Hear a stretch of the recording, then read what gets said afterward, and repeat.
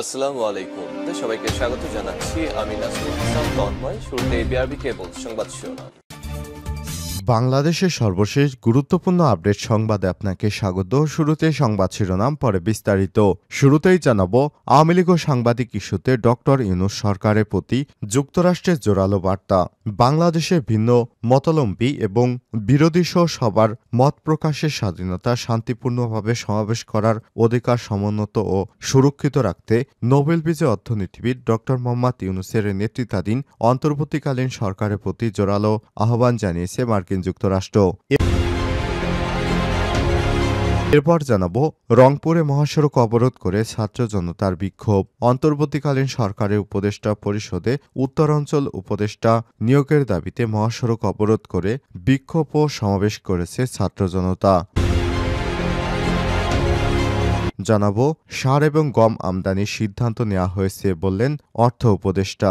অর্থ উপদেষ্টা ডক্টর সালেউদ্দিন আহমেদ বলেছেন, সার গম আমদানির বিষয়ে সিদ্ধান্ত নেওয়া হয়েছে। দ্রব্যমূল্য কমে আসবে, তবে সময় লাগবে। আজ ক্রয় সংক্রান্ত মন্ত্রিসভা কমিটির বৈঠক শেষে তিনি এসব কথা জানান। জানাবো, সাবেক আইজিপি শহীদুল হক সহ ৩ জন ফের রিমান্ডে। কুমিল্লার ১৪ গ্রামে ৮ বাসযাত্রীকে পুড়িয়ে হত্যার মামলায় পুলিশের সাবেক মহাপরিদর্শক আইজিপি শহীদুল হক ও যুগ্ম সচিব কিবরিয়া সহ ৩ জনকে ২ দিনের রিমান্ডে পাঠিয়েছে আদালত।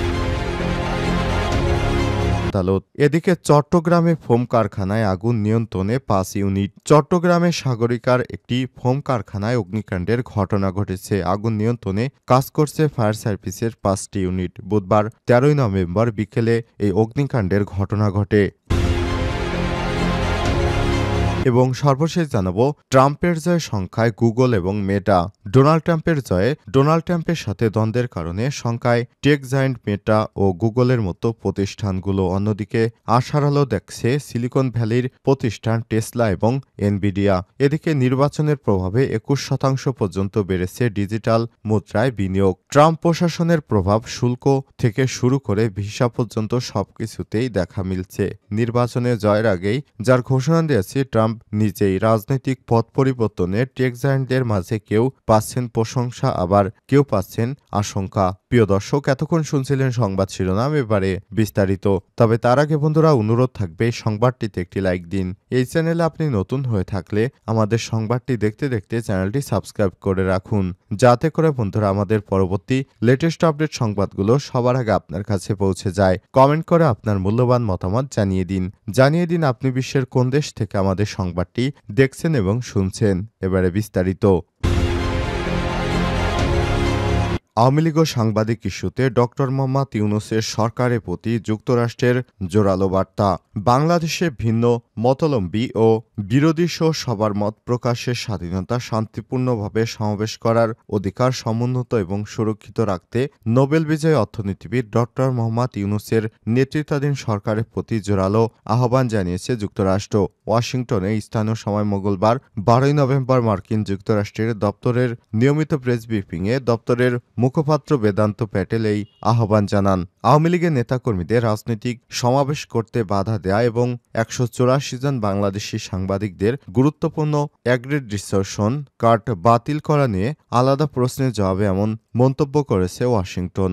মার্কিন পররাষ্ট্র মন্ত্রণালয়ের কার্যালয়ে আয়োজিত ব্রিফিংয়ে এক সাংবাদিক বেদান্ত প্যাটেলকে প্রশ্ন করেন, গত রোববার ১০ নভেম্বর রাজধানী ঢাকায় আওয়ামী লীগের কর্মীদের রাজনৈতিক সমাবেশ করতে বাধা দেওয়ার মতো সম্প্রতি পদক্ষেপ যুক্তরাষ্ট্র কিভাবে দেখছে। ডক্টর মোহাম্মদ ইউনূসের নেতৃত্বাধীন অন্তর্বর্তীকালীন সরকারের জন্য যুক্তরাষ্ট্রের পক্ষ থেকে কি বার্তা দেওয়া হয়েছে, আর তার সমর্থকেরা এর আগে বাক ও সমাবেশের স্বাধীনতার পক্ষে কথা বলেছেন। এই প্রশ্নের জবাবে বেদান্ত প্যাটেল বলেন, আমরা ভিন্ন মতের এবং বিরোধী সহ সবারই মত প্রকাশের স্বাধীনতা, শান্তিপূর্ণ সমাবেশের অধিকার সমর্থন করি। আমাদের দৃষ্টিকোণ থেকে এসব স্বাধীনতা যে কোনো গণতন্ত্রের জন্য অপরিহার্য উপাদান।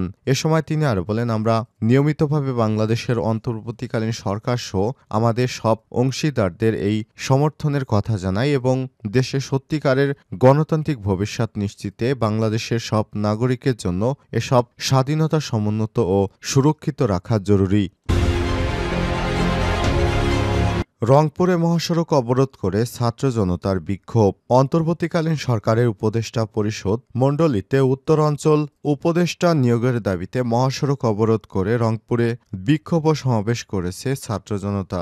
বুধবার ১৩ নভেম্বর দুপুরে নগরীর লালবাগ এলাকায় একটি বিক্ষোভ মিছিল বের হয়। পরে মিছিলটি শহরের প্রধান সড়ক প্রদক্ষিণ শেষে মডার্ন মোড় এসে বিক্ষোভ সমাবেশে পরিণত হয়। এদিন দাবি না মানা হলে কঠোর আন্দোলনের হুঁশিয়ারিও দেন তিনি। এ সময় রংপুরে বৈষম্যবিরোধী ছাত্র আন্দোলনের প্রতিনিধি ইমরান আহমেদ বলেন, বৈষম্যবিরোধী ছাত্র আন্দোলনের প্রথম শহীদ বেগম রোকেয়া বিশ্ববিদ্যালয়ের শিক্ষার্থী আবু সাইদ, যার প্রাণের বিনিময়ে বিপ্লব সংগঠিত হলেও এখন সেই আবু সাইদ এর রংপুর বৈষম্যের শিকার হচ্ছে। দেশের বিভিন্ন অঞ্চল থেকে উপদেষ্টা নিয়োগ দেওয়া হলেও উত্তরবঙ্গ থেকে এখনও একজনকে উপদেষ্টা হিসেবে নিয়োগ দেওয়া হয়নি। বিতর্কিত কিছু মানুষ উপদেষ্টা পরিষদে নিয়োগ দেওয়া হয়েছে, তাই উত্তরবঙ্গ থেকে দ্রুত সময়ের মধ্যে উপদেষ্টা অন্তর্ভুক্তির দাবি করছি। এ সময় ঘণ্টাব্যাপী চলে বিক্ষোভ সমাবেশ। দাবি না মানা হলে আরও কঠোর আন্দোলনের হুঁশিয়ারি ছাত্র জনতার। সার গম আমদানির সিদ্ধান্ত নেওয়া হয়েছে বললেন অর্থ উপদেষ্টা।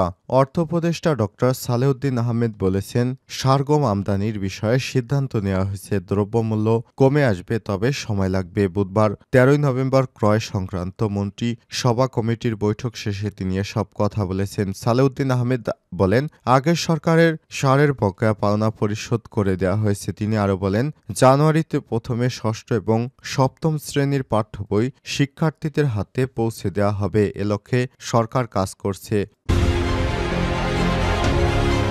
সাবেক আইজিপি শহীদুল হক সহ ৩ জন ফের রিমান্ডে। কুমিল্লার ১৪গ্রাম ৮ বাসযাত্রীকে পুড়ে হত্যার ঘটনায় পুলিশের সাবেক মহাপরিদর্শক আইজিপি শহীদুল হক ও যুগ্ম সচিব কিবরিয়া সহ ৩ জনকে ২ দিনের রিমান্ডে পাঠিয়েছে আদালত। বুধবার ১৩ নভেম্বর বিকেলে কুমিল্লার আদালতে হাজির করা হলে senior chief judicial magistrate Farhana Sultana আদেশ দেন।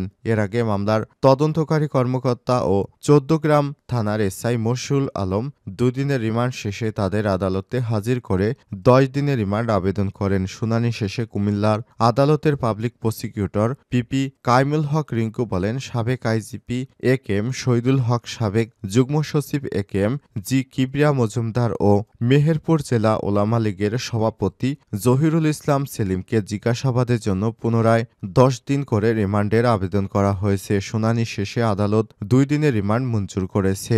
২৭ নভেম্বরের মধ্যে তাদেরকে জিজ্ঞাসাবাদের জন্য নির্দেশ দিয়েছে আদালত। এর আগে গত সোমবার তাদেরকে আদালতে হাজির করা হলে ২ দিনের রিমান্ড মঞ্জুর করে আদালত। এদিকে সাবেক IGP A K M Shahidul Haque সহ আসামি পক্ষের আইনজীবী এএইচএম আবাদ হোসেন বলেন, এই মামলার সঙ্গে তাদের কোনো সম্পর্ক নেই। আমরা আদালতের রিমান্ড আবেদন নামঞ্জুরের দাবি জানিয়েছি। পরে আদালত পুনরায় তাদের ২ দিন করে রিমান্ড মঞ্জুর করেছে। আদালত সূত্র থেকে জানা গেছে, ২০১৫ সালে ৩ ফেব্রুয়ারি ভোরে বিএনপির নেতৃত্বাধীন জোটের হরতাল অবরোধ চলাকালে কক্সবাজার থেকে ছেড়ে আসা আইকন পরিবহনের একটি বাস কুমিল্লার ১৪গ্রাম উপজেলায় জগমোহনপুর এলাকায় পৌঁছলে পেট্রোল বোমা নিক্ষেপ করে দুর্বৃত্তরা। এ সময় বাসে ঘুমিয়ে থাকা যাত্রীরা আগুনে পুড়ে ঘটনাস্থলে ৭ জন এবং চিকিৎসাধীন অবস্থায় ঢাকা মেডিকেল কলেজ হাসপাতালে আরও একজনের মৃত্যু হয়। এই ঘটনায় ১৪গ্রাম থানার এসআই নুরুজ্জামান হাওলাদার বাদী হয়ে ওই দিন ৫৬ জনের নাম উল্লেখ করে অজ্ঞাতনামা ৭০ থেকে ৮০ জনের বিরুদ্ধে ১৪গ্রাম থানায় মামলা করেন। এ মামলায় ৭৮ জনকে আসামি করে ২০১৭ সালের ২ মার্চ আদালতে চার্জশিট দেন ১৪গ্রাম থানা তৎকালীন এসআই মোহাম্মদ ইব্রাহিম। মামলার প্রধান আসামি জামাত ইসলামের নায়েবে আমির ও সাবেক সংসদ সদস্য ডক্টর সৈয়দ আবদুল্লাহ মোহাম্মদ তাহের। মামলার ৫১ নম্বর আসামি বিএনপি চেয়ারপারসন ও সাবেক প্রধানমন্ত্রী বেগম খালেদা জিয়া। মামলায় কেন্দ্রীয় বিএনপি নেতাদের মধ্যে রয়েছেন যুগ্ম মহাসচিব রুহুল কবির রিজভী, সালাউদ্দিন আহমেদ, শওকত মাহমুদ, মনিরুল হক চৌধুরী প্রমুখ। তবে ৫ই আগস্টের পর ১১ সেপ্টেম্বর কুমিল্লার আদালতে একই ঘটনার পাল্টা মামলা করে ওই বাসের মালিক আবুল খায়ের। বর্তমানে মামলাটিতে সাবেক রেলমন্ত্রী মুজিবুল হক, সাবেক আইজিপি শহীদুল হক, র্যাবের সাবেক মহাপরিচালক বেনজির আহমেদ, কুমিল্লার সাবেক পুলিশ সুপার টুটুল চক্রবর্তী সহ ১৩০ জনকে এজাহারের নামীয় এবং অন্তত অজ্ঞাতনামা ১৯০ জনের বিরুদ্ধে আদালতে মামলা দায়ের হয়েছে। পরে অভিযোগটি ১৪গ্রাম থানায় এফআইআর করা হয়।